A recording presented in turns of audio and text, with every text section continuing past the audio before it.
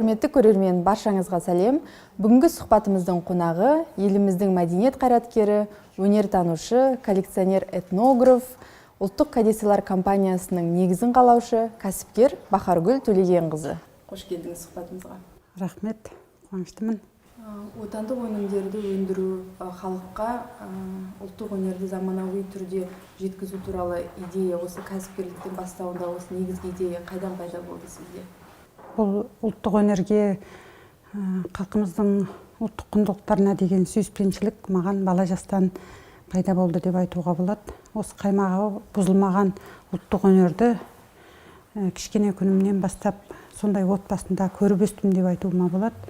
Және анамның енесін сабақтап 5 жастан бастап енесін сабақтап отырған кезде анам айтатын: мына сырмақты үлкен ағаңа, мына сырмақ ана ағаңа, мына жасауды саған тігіп отырмын деп.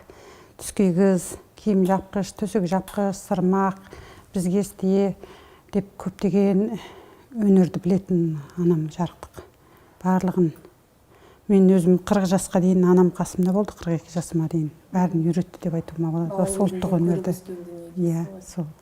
Мен ең басында өз хоббиммен қазақ халқының қолданбалы өнерін жинадым. Ол хоббиден басталған дүние кейін үлкен бір мұражай ашу деңгейіне жеткізді деп айтуға болады. Өйткені мен сол 30 жылдың алдында бастап кеттім десем болады. Сол студент шағымдағы осы ұлттық өнерге деген құштарлығым, Пекиндегі императорлардың сондай бағалы құнды дүниелерін көріп қызықтым. Кейін елге оралғаннан кейін сол дүниелерді не үшін қазақ халқының сондай дүниелерін жинамасқа деген ой келіп, шама шарқыма қарай тиын тебенім болған кезде мен сол қазақтың ұлттық дүниелерін, қолданбалы өнер дейміз, оның ішінде ат әбзелдері, тұрмыстық бұйымдар, кигіз үй жабдықтары, батырлардың қару жарақтары, және өзім әйел адам болған соң қыз-келіншектердің әшекей бұйымдарын жинадым. Соның ішінде енді тіпті құнды 3-5 ғасырдағы дүниелер, 7-8 ғасырдағы мына көне түркілер, қимақ дәуіріндегі заттар, тіпті отырар керамикасы сияқты 11-12 ғасырдағы құнды дүниелер де бар. Бірақ өзім әйел адам болғаннан кейін сырлаяқтың сыры кетсе де сыны кетпейді дейді ғой. Сондай алтынмен аптап, күміспен қаптаған әшекей бұйымдардың көбін жинадым. Сол әшекей бұйымдарды, сол антикварлық бұйымдарымды енді сандықтың түбінде салып қоймай, халыққа көрсету мақсатында 2013 жылдан бастап мен жыл сайын Алматы, Астана қалаларындағы барлық музей, мәдени ошақтарда өзімнің жеке көрмелерімді өткіздім. Жүрегімде отаным, ұлт жауһарлары деген атпен. Сол көрмемді көрсетіп халыққа осы бай мәдениетімізбен сусындаса деген тілекпен ол қаймаға бұзылмаған көне ата-бабаларымыздың ұлттық қазынамыз, бай өнерімізді, әже-апаларымыздың таққан әшекей бұйымдарын, батырларымыздың сауыт-саймандарын, қару-жарақтарын көрсетіп, өскелең ұрпақ көзайым болса деген ойдамын. Сондықтан үлкен бір көрме өткізем дегенде жоспарымда бар. Қазір көптеген қыз-келіншектер болсын, ер азаматтар болсын, кәсіппен айналысқанды жөн көреді. Осы ретте сіз 20 жылдық тәжірибесі бар кәсіпкер ретінде көрермендерімізге қандай кеңестеріңізбен бөлісе аласыз? Біздің қыз-келіншектер енді кәсіп бастау үшін адам өзі қорықпау керек, батыл болу керек, батыр болу керек деп мен үнемі дәріптеймін. Адам істегенді адам істей алады. Көз қорқақ, қол батыр. Сондықтан біздің қыз-келіншектер кез келген кәсіпті бастай алады. Сол үшін өзін сүю керек, әдемі болу керек, жан-жағына нұрын шашып тұрған, болашаққа деген бір сенім, өзіне деген бір нық сенім болса, әрқандай істі бастап, оның табандылықпен соңына дейін жеткізсе, ол бір дүниеден жемісін, оның нәтижесін көреді деп ойлаймын. Сондықтан қыз-келіншектер сол өзін сүю керек, кәсібін сүю керек, өзі сүйген, өзі шама шарқысты жететін дүниені бастаса, оны үлкен дәрежеге дейін тіпті жеткізуге болады. Кез келген кәсіпті, бір кәсіпкерді көргенде ол бір бай адам деп ойлайды ғой. Ондай емес. Барлығы кішкене бір екіні 4 қылып, 4-8 қылып деген сияқты кішкенеден бастау керек. әр бизнесті, мен өзім онлайн сабақтарымда да айтып жүрмін, бизнестің формуласы деп, сол кезде де айтатыным, әр дүниені өзіңнің шамаңа қарап, кішкентайдан бастау керек. Ең бастапта мен бір $300 бастаған болатынмын, тіпті кішкентай бірнеше мүсіндерді әкеп сатып жүріп, киім-кешектерде саттым, мысалы үшін сөйтіп сатып жүріп, соны үлкейттім, 2 сат, 4 сат қып деген сияқты аздан көп жасап, ақырын көбейтіп, ең соңында тіпті үлкен масштабный сувенир деген дүниені де қарасаң бір кішігірім ғана дүние деп ойлайды ғой. Оны да үлкен масштабный дәрежеге жеткізуге болатындығын мен өзім істеген ісіммен қыздарға үлгі боп тәжірибемді бөлісіп айтып жүрмін. Өйткені әр дүниені көз қорқақ қол батыр деп айттым ғой жаңағыдай. Сол кішкенеден бастау керек, өзіңнің шама шарқыңа қарай сразу бәр дүние аспаннан түсе қалмайды. Бәр дүниені еңбектеніп істесе, оны үлкейтуге болады. Оған өте ептілік керек, іскерлік керек, ақыл керек, тағы да қорықпайтын үлкен сенім керек. Сенімнің арқасында сол нәтижелерге өзіңе деген үлкен бір болашаққа деген үлкен сенім, осы еңбегіңді өзің жақсы көресің, өзің сүйген кәсібіңді табандылықпен ғана еңбек істегенде ғана соның нәтижесін көресің. Мысалы үшін мен қыздарға да айтам, елдер менің бір көшірмемді жасап жатады, осы кәдесыйлардың, сол кезде ұзаса бір 2 түрін жасайтын шығар. Менің мына 1000-нан асқан дүниемнің бәрінің көшірмесін жасап шығу үшін 20 жыл оларға уақыт керек. Өйткені мен 20 жылда, жылына 100 жасадым десем, 10 жылда 1000 жасалады. Ол бір күнде бәрі жасалмайды. Үлкен еңбек, кейбір заттарды біз 1 жыл бойы жасаймыз.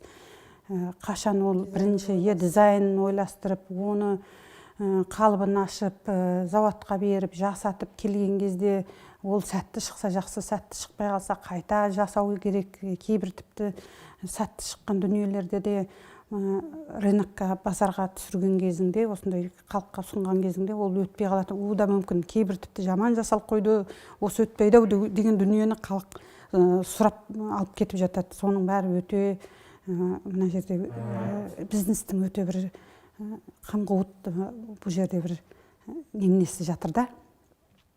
Сондықтан бұны өте мына жерде айту керек қой, парықтай білетін бір өте қабілет керек.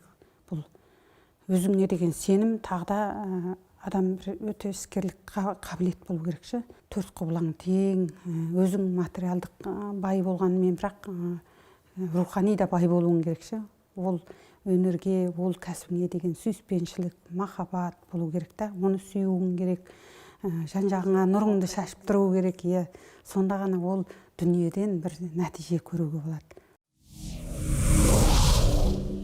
Біз қазақ халқы тойшыл халықпыз, қыздар әшекей киімді жақсы көреді. Сіз дәл осы жерде кәсіпкерлік бастағанда бір жақсы көзін тапқан сияқтысыз. Жалпы кәсіпкерлікте бәсекелестікке қабілетті болу жағына тоқталсақ. 90 жылдардың басында біздің Қазақстан енді ғана есін жиып жатқан кез, сол кезде біздің салт дәстүріміз кішкене әлсіреп қалған кез ғой, енді күнкөрістің кезі болатын ғой. Сол кезде енді мен осы ұлттық дүниелер дегенді бірінші болып қолға алдым. Өзім ұлтжанды азамат ретінде соны жақсы пайдалана білдім деп айтуыма болады. Өйткені сол орайда тура осы жұтаң көңіл күйді сол кездегі бір орын толтыруға тиісті бір кезең болып тұрды. Осы ұлттық салт дәстүріміз қажет ау деген кезде мен ұлтжанды азамат ретінде ұтымды пайдаланып қалдым. Сол кезде мен өрбітіп, дамытып кеттім. Сондықтан осы ұлттық дүниелерге деген сұраныс арта бастады. Әр қазақ өзі тәуелсіздік алғаннан кейін өзіміздің ұлттық дүниеге деген көзқарасы басқаша бола бастады. Біздің еліміз, ұлтымыз, өзіміздің дініміз, салт дәстүріміз осы жаһандану заманында тілімізді, дінімізді, салт дәстүрімізді ұмытпау керек екенін білдік. Сондықтан да осы ұлттық дүниеге деген көзқарас жақсы болды, сұраныс көп болды. Менің бизнесімнің дөңгелеуі де осы халықтың қолпаштауы, сұранысы, соның арқасында қолдауы. Әрине халқын қолдап тұрса, бұл дүниені не үшін жасамасқа, тіпті ананы жасасам, мынаны жасасам деген армандарым тіпті көп. Қазақ халқының мәдениеті бай ғой. Қаншама әлде талай көп заттарды жасауға болады. бірақ үлкен еңбек, қажырлы еңбек және үлкен қаражат та керек. Сондықтан қаражат болса, өзіңде дұрыс пайдалана білсең, тағы да өзіңде талмас қажыр қайратың болса, әрине көп дүниелерді іске асыруға болады. Қоғамдық істерге белсене атсалысасыз. Экспо 2017, Қазақ хандығының 550 жылдығы бар, Азиада, Универсиада ойындарының барлығына атсалысып, өзіңіздің белсенділігіңізді таныттыңыз, және өзіңіздің одан бөлек отбасыңыз бар, мысалға 2 қыз тәрбиелеп отырсыз, осының барлығына қалай үлгересіз? Отбасы, бала тәрбиесі деген ең маңызды ғой. Оған енді қайсеңде өзің уақытыңды бөле аласың. Өйткені ол өзіңнің бала шағаңа, отбасыңа деген махаббатың, оны мен ешқашан кенже қалдырған жоқпын. Отбасыма деген сүйіспеншілік, қыздарыма деген көзімнің ағымен қарасындай 2 бүлдіршін қызым бар. Солардың тәрбиесі маған бірінші. Әрине отбасына да үлгіріп, жұмысқа да үлгіруге болады. Қыздың 40 жаны бар дейді ғой. Барлығына үлгіруге болады деп қыздарға үнемі кеңес айтамын. Дұрыс жоспар құра білсең, бәріне үлгіруге болады. Мысалы үшін жоспар керек бәрінде. Мен жаңа өзің айтқанда Экспо арқа төсінде дүркіреп өткен. Экспо 2017, қысқы универсиада ойындары 2017 жылғы қыста болған. Ақ Азияда 2011 жылғы, Қазақ хандығының 550 жылдығы. Сол кезде солардың сондай үлкен мемлекеттік шаралардың логотиптарын бізге берді. Логотиптарын пайдалану құқығын, сол құқығын жеңіп алып, тапсырыстарды қабылдап, мысалы үшін Экспо кезінде 5 миллион халық Қазақстанға келіп көрмені тамашалайды десе, мысалы үшін солардың аз дегенде 10% кәдесый алатын шығар деп, біз 500 мың кәдесый шығардық. Міне сол кәдесыйлардың барлығын бүкіл дүние жүзінен келген адамдар алып кетті. Сол арқылы да біз елдігімізді, ұлттығымызды дүниеге паш еттік деп ойлаймын, дәріптедік деп ойлаймын. Сондықтан бұл тек қана бір бизнес көзі ғана емес, ұлтқа деген жанашырлық, елдікті, ұлттықты көрсететін дүние. Кәдесейден кішкентай бір магнитканың өзі де Қазақстан деп жазулы тұрса, біздің ой өрнегіміз тұрса, біздің ел таңбамыз тұрса, әрине Қазақстан дүние жүзі таниды деген сөз. Сондықтан бұл тек қана бизнес көзі емес, бұл ұлттық өнерді әлемге паш ету. Сондықтан осы жолында еңбек етіп келе жатырмын. Сол еңбегімді халықта бағалап жатыр. Осы жұмысымды өзім сүйемін, әлде халыққа берерім бар. Сондықтан қыз-келіншектерге, өзімнің артымнан өсіп келе жатқан бауырларыма, сіңлілеріме, өскелең ұрпақ қандай болу керек, біздің ата-бабамыздың дәстүрін, бай мұрасын білу керек. Жаһандану заманында жұтылып кетпеудің бірден бір жолы осы ұлттық өнер. Ұлттық өнер қашанда өзің ұлттық өнеріңді, халқыңның салт дәстүрін білмейсің, өзіңді басқа елге таныта алмайсың, көрсете алмайсың деп өскелең ұрпаққа аз да болса айтып жүрген дүниелерім сабақ болсын, кішкене болса да олардың жадысына кіріп, отанға, елге деген сүйіспеншілігін арттыруға сәлде болса еңбек сіңірсем, ол мен үшін үлкен бақыт деп ойлаймын. Жақында жарық көретін кітабыңызда өзіңіз айтып өттіңіз, өмірімнен бөлек кәсіп бастаймын деген адамдарға кеңестерім де бар деп. Осы жерде халыққа бір кішкене бір аңдатпа болсын, кітаптың ішінде қандай қазіргі тілмен айтсақ лайфхактар бар кәсіп бастауға, осы жағын бөлсеңіз, кеңестеріңіз. Кітапта менің өмір жолымнан бастап, менің өмір жолымда қызықты. Енді ол жерде мен бизнеске осылай келе салған жоқпын ғой, бәрін кішкентайдан бастадық. 90-шы жылдарда қалай бастадым, мысалы үшін ана дорба арқалап Қытайдан сауда әкеп саттым, мысалы үшін, солардың барлығы оңай болған жоқ. Дүкен ашу деген бір ол кезде арман болды ғой. Қаланың ортасынан дүкен ашсам Алматыда деп ойлағам. Сол ойларым бәрі іске асты. Не үшін іске асты? Адам өзіне деген сондай сенім болу керек, өзін сүю керек, өзінің кәсібін сүю керек, өзіне деген махаббат болу керек деп кітаптың ішінде ана жетістікке жетудің 7 сыры, бизнес жасаудың формуласы, адам бай болу үшін 4 құбылаң тең болу керек деген кеңестерім бар. Сол жерде мысалы 4 құбылаң тең адам деген сол тек қана материалдық бай ғана емес, рухани да бай болуың керек. Отбасың мысалы үшін бар жағынан жақсы болуың керек, иә.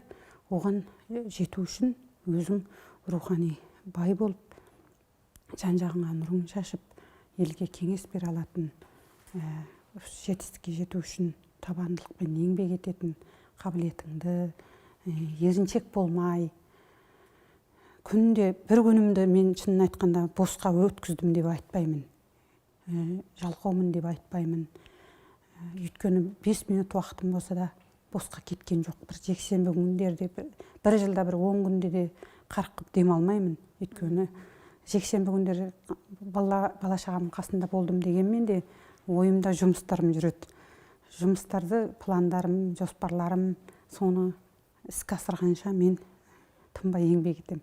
Сондықтан тағы да сол кітаптағы шыққан кезде соны көріп оқисыздар. Расында да үлкен бір мотивациялық дүние деп ойлаймын.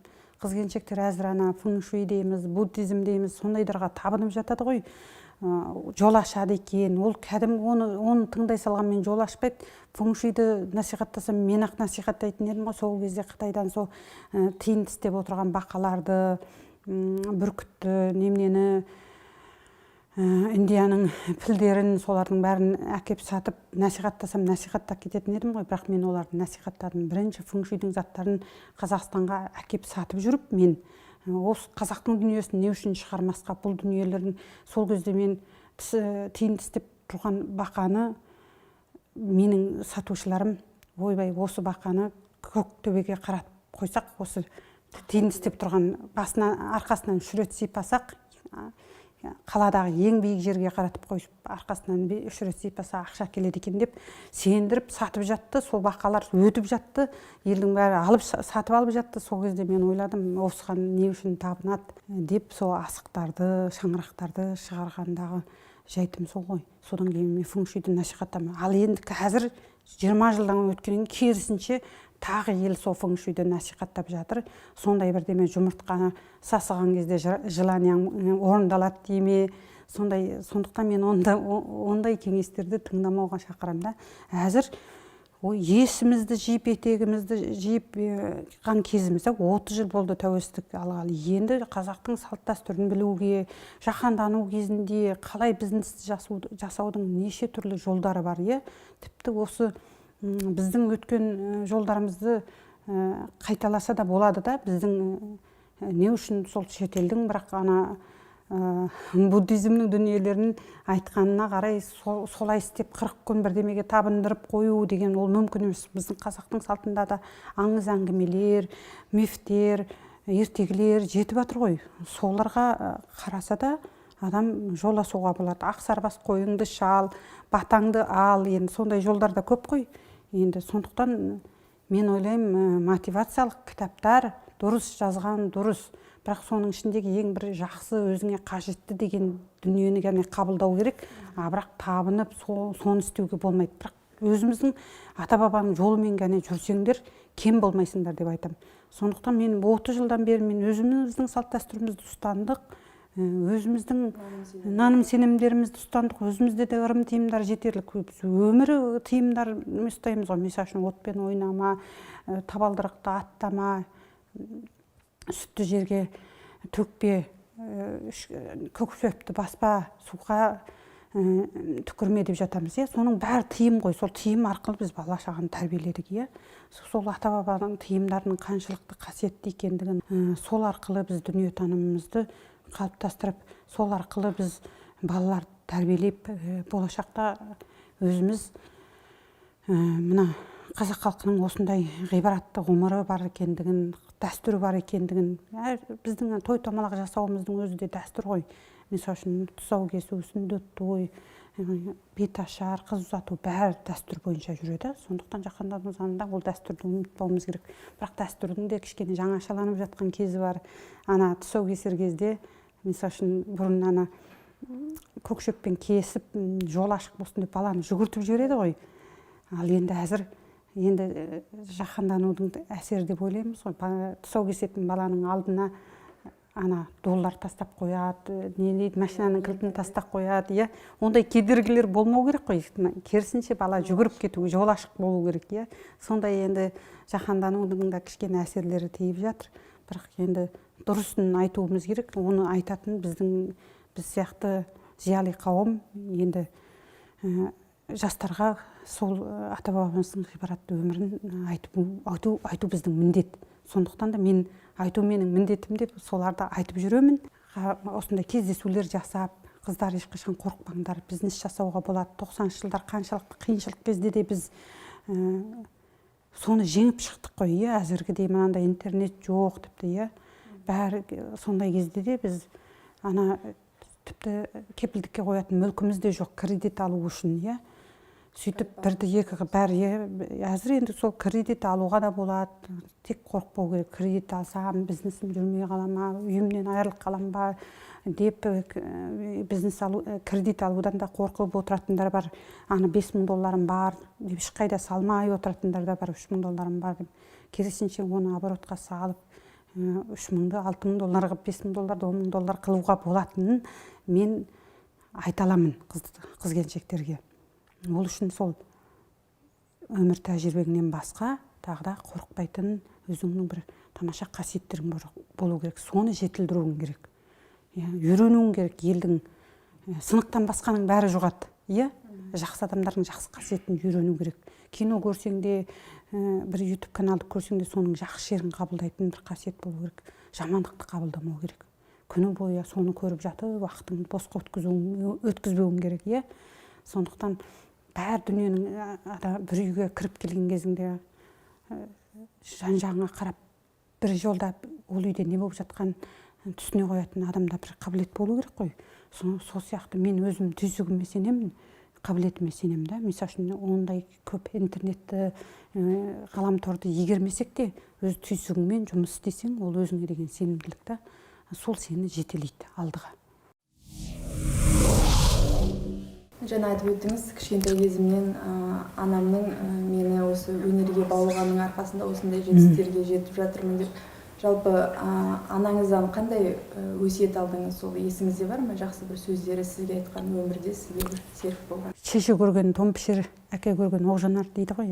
Ұяда нені көрсең, ұшқанда соны аласың деп нақ айтқан біздің қазақ бекер айтпайды ғой. Ананың тәрбиесі өте маңызды ғой. Адам өмірінде мен 42 жасыма дейін мамам қасымда болды.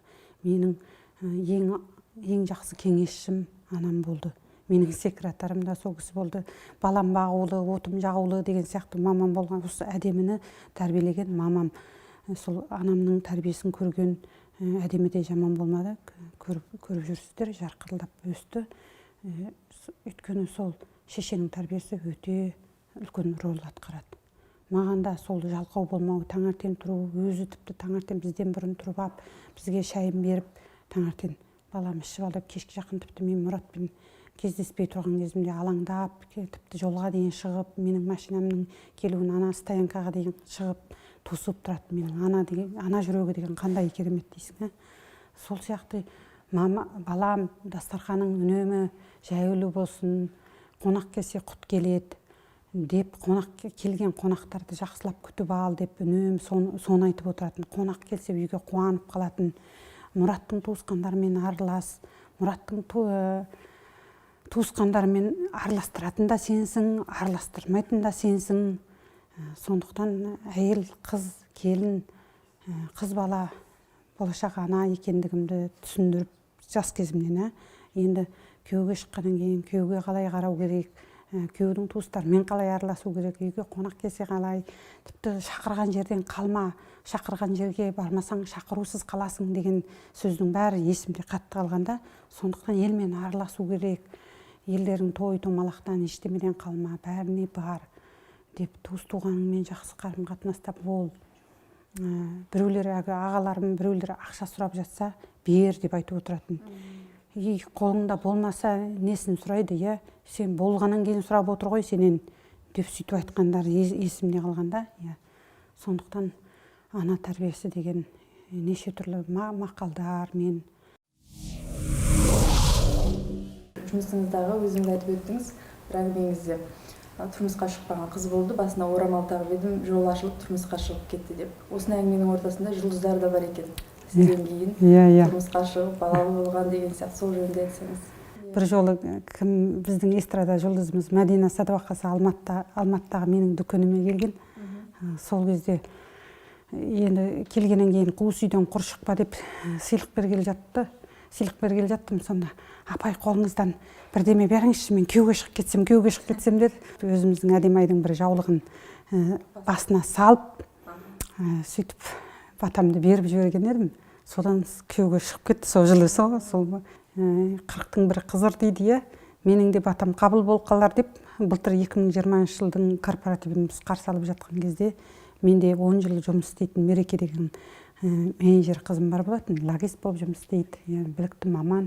Сосын расында да ақ тілегіммен жаңа жыл кешінде корпоратив біздің әдемайлықтардың әрқайсысына әртүрлі сыйлық беріп жаттым, өздері жақсы көретін сыйлықтарын. Сол кезде Мереке, сен осы сыйлықтардың бәрін жасатуын қадағалап, әкелуіне дейін қадағалап жүрсің, бәрі сыйлықтарды сен білесің, бірақ сен таңдамай-ақ қой, мен өзім бір сыйлықты саған берейінші, биылдан қалмай күйеуге шығып кетші деп, біздің Әдемайдың ақ жаулық деген сериясындағы ақ жаулық, ақ орамалдарымыз бар болатын. Сол ақ орамалды басына салған едім. Сол жылы тіпті 1 мартқа жетпей, 2020 жылы осы наурыз айында, қаңтар айында жігіт тапты, наурыз айында күйеуге шығып кетті. Сол сияқты енді қыздарға да мен батамды беріп жүрім, менің жолымды берсін деп. Бахаргүл ханым, сұхбатымызға келіп, көрермендерге көптеген өзіңіздің жаңалықтарыңызбен, кеңестеріңізбен бөліскеніңіз үшін сізге үлкен алғысымды білдіремін. Құрметті көрермен, осымен сұхбатымыз аяқталды. Назарларыңызға көп рахмет. Әдеттегідей келесі қонағымыздың кім болғанын қалайсыздар? Міндетті түрде пікірге жазыңыздар. Сіздермен болған мен, Мариям Болатай, келесі кездескенше.